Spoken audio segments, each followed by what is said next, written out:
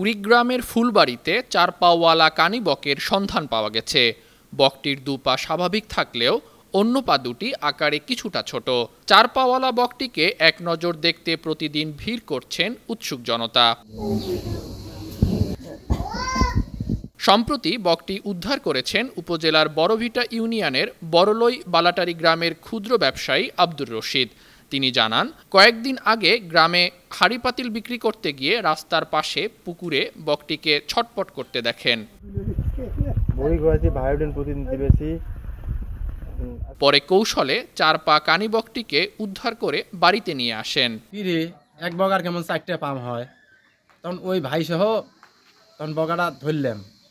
ধরিয়ে দেখি বগাটা আসলে অসুস্থ।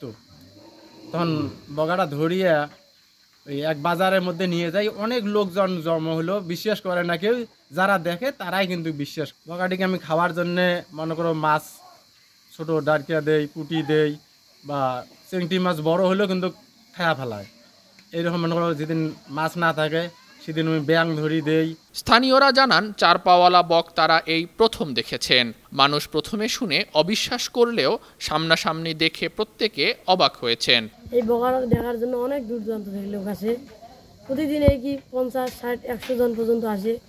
রিক্সা এসে, ভ্যানে এসে, মোটরসাইকেল পর্যন্ত আসে। অনেক লোক আসি সেলফি তুলে নিয়ে যায়, অনেক জায়গায় ছাড়ে। কিন্তু এইরকম বকা আমি জীবনে দেখিনি। 4 পাওয়ালা বকা বিভিন্ন জায়গা থেকে লালমনি, রংপুর, কুড়িগ্রাম বা নাগেশ্বরী এখান থেকে লোক আসতেছে, আসি দেখি যাওয়া নিচ্ছে আর কি। আমরা খুব আশ্চর্য ঘটনা হয়ে গেছি যে একটি বগা কানি বগার কেমন 4 কেন পা। উপজেলা প্রাণী সম্পদ কর্মকর্তা মোহাম্মদ আরিফুর রহমান কনক জানান, এটি একটি দেশি প্রজাতির বক। গ্রামের মানুষজন এটিকে কানি বক হিসেবে চেনেন। 4 পাওয়ালা বকটি দেখে আশ্চর্য হওয়ার কিছুই নেই। জন্মগত ত্রুটির কারণে এমনটি হয়েছে।